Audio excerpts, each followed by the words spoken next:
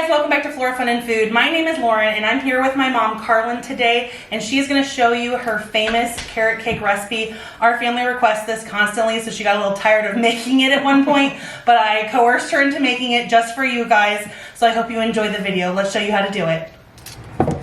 Okay, I'm shredding about a pound of carrots for each recipe. We're going to do a double recipe, so I'm doing 2 pounds of carrots.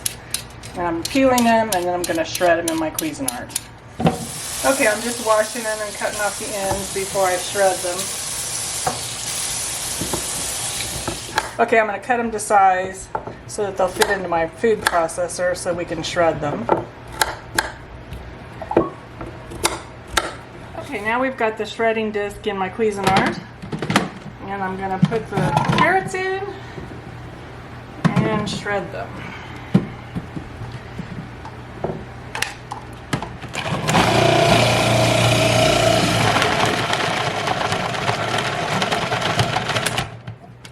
Okay, I need about 6 cups of carrots, so 3 cups of shredded carrots per batch. So this is a 7-cup food processor, so this is close.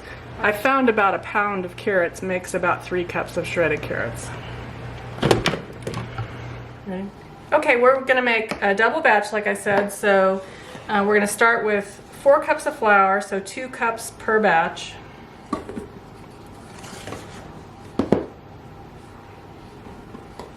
We're going to add 2 cups of sugar per batch, so 4 cups total. This is a ½ a cup measure, so I'll do 8 of these.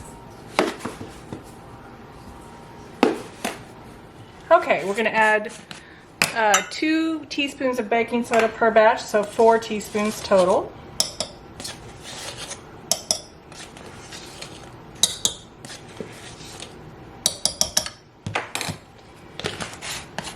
And then 2 teaspoons of ground cinnamon per batch, so 4 teaspoons total.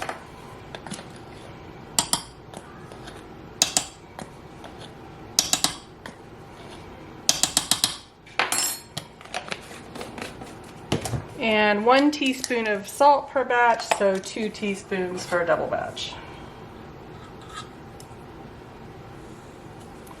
So I'm going to let the dry ingredients mix up just a bit before I put any wet ingredients in.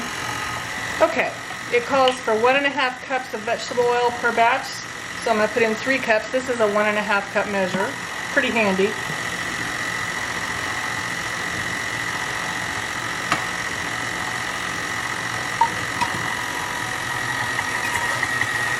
And I'm going to need to get some more.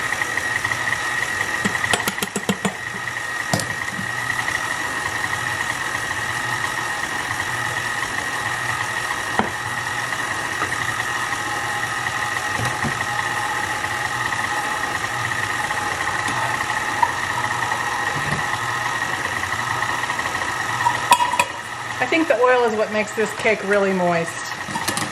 Okay, now we're going to add 8 eggs, so 4 eggs per batch.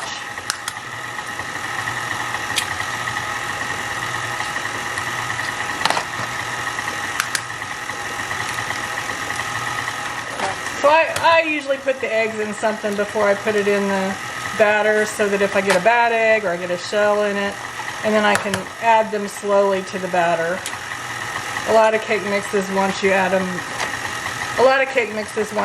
one at a time, so I usually add them slowly.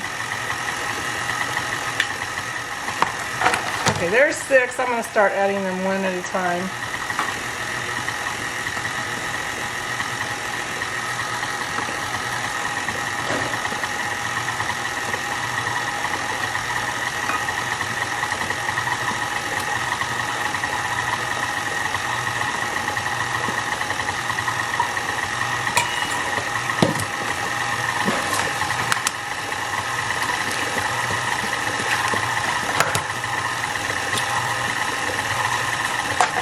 And 2 more.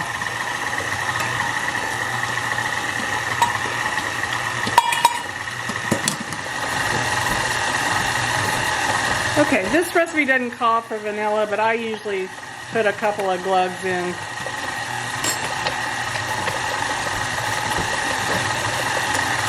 Okay, this recipe calls for 1½ cups of chopped pecans, so 3 cups of pecans.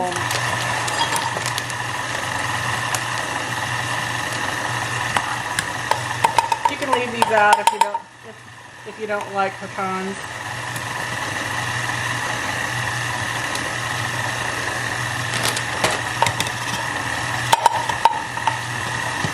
So a lot of carrot cakes call for raisins. We don't like raisins, so we wouldn't put them in even if it called for them. But you could probably add raisins if you like raisins.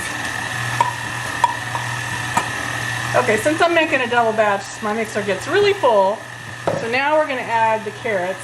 And this will be a mess because, like I said, my mixer doesn't really like to do this much, but it works.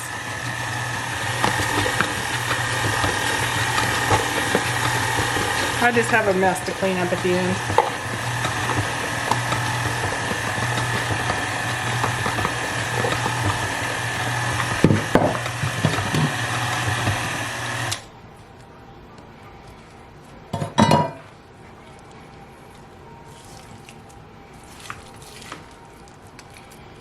Okay, I can stir that a little bit as I put it in the pans. I like to use these square pans. A double batch makes 4 of these, so a single batch would make just 2. And I like to put a parchment paper in the middle. And I just spray a bit to hold it in place. Square would be better, but I have round ones, so I don't worry about that too much. And then I just spray the edges a little bit.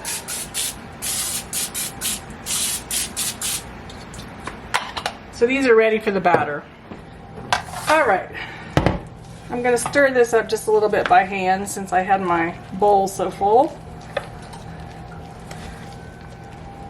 All right, I'm gonna dump about 1/4 of each in the pans.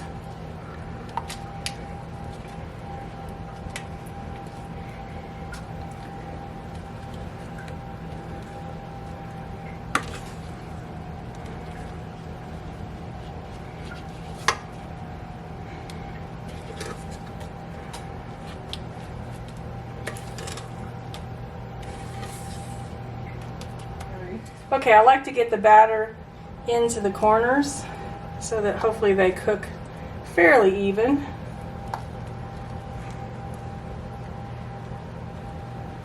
I think I've got those divided up fairly well. So now we're going to put them in the oven at 350 for about 40 minutes.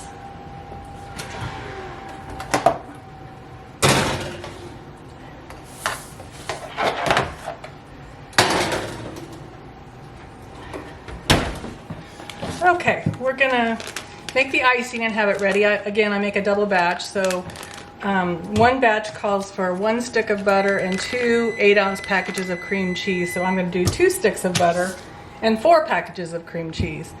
I'm gonna beat up this butter and get it creamed first.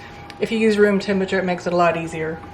This is kind of cold, so it'll take a little bit to get it creamed.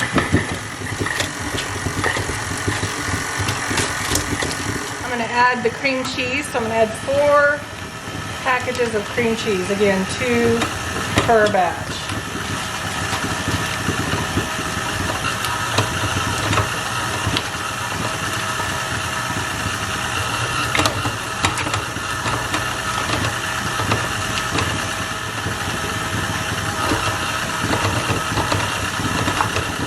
Okay, I scrape this every now and then to try to get it all incorporated, and then I mix it until it gets really creamy before I add the powdered sugar.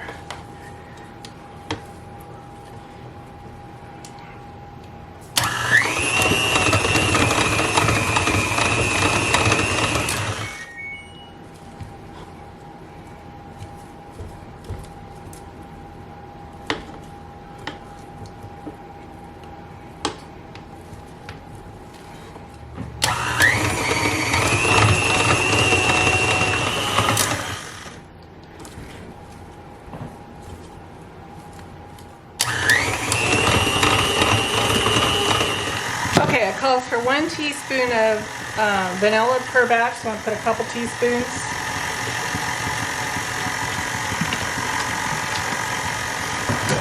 And then it calls for 16 ounces of powdered sugar per batch, so I'm going to put a bag that's 32 ounces, so 2 pounds.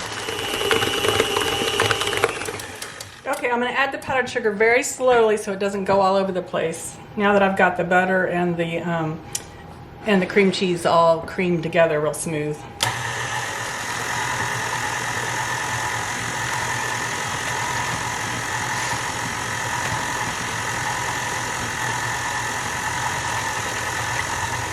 I like to scrape while I'm doing this as well because it just makes it smoother in the end.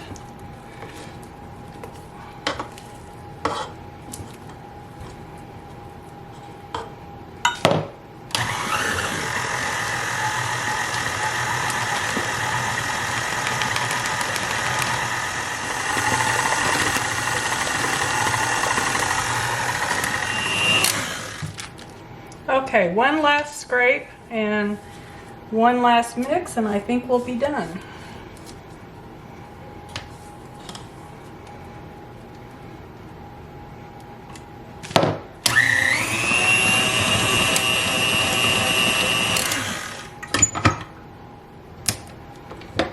Okay, you can see it's very creamy and nice and mixed up. So you can refrigerate this until you use it. Okay, we're going to check them and see if they're done. It's been 40 minutes. Yep, they look done.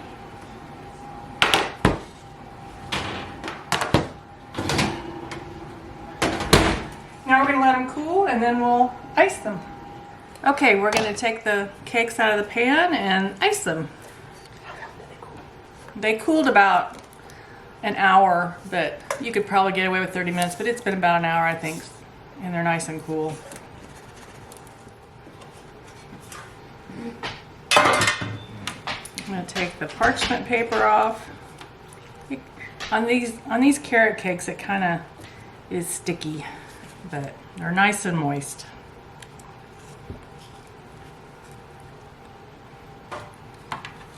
We're going to do 2 cakes out of this, two-layer cakes.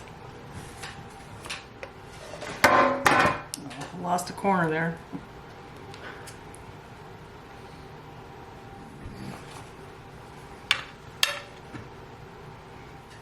I'm going to put a little bit of icing on that to hold it in place.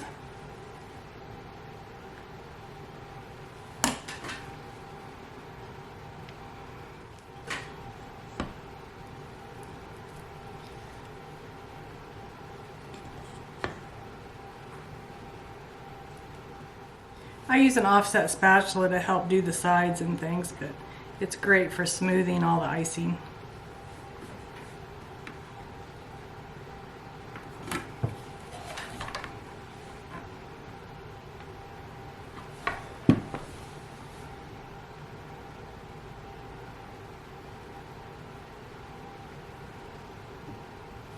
I usually make this 3 or 4 layers for our Sunday dinners with all our family, but I'm going to a couple of potlucks this week, so we need 2 cakes, so we're just making it 2 two-layer cakes. Makes it a really tall cake if you make 4 layers. So when I do that, I'll put straws in it, like in 4 spots on the cake, and cut them off so that it kind of holds them together better.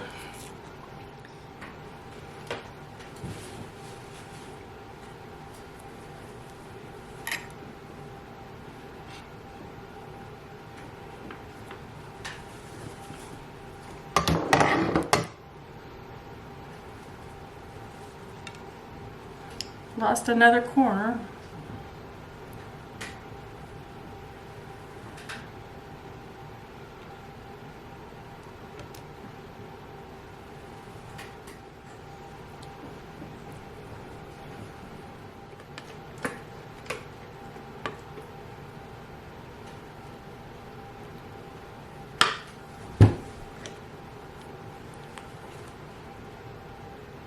I put a lot of icing on this last layer and then I let it kind of slop down on the edges so that I can do the sides.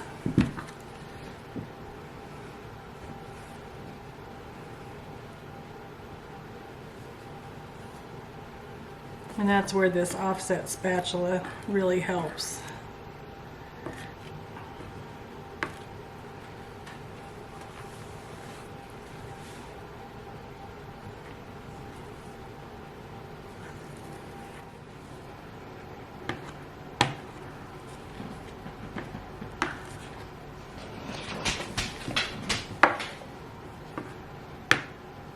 And I can go back and add some where it's missing.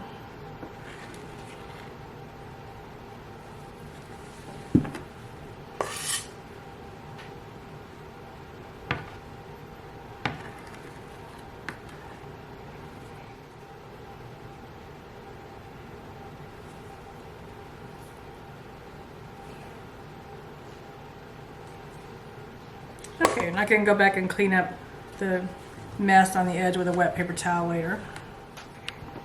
Bruno is highly intrigued with this whole process. He's waiting for some crumbs.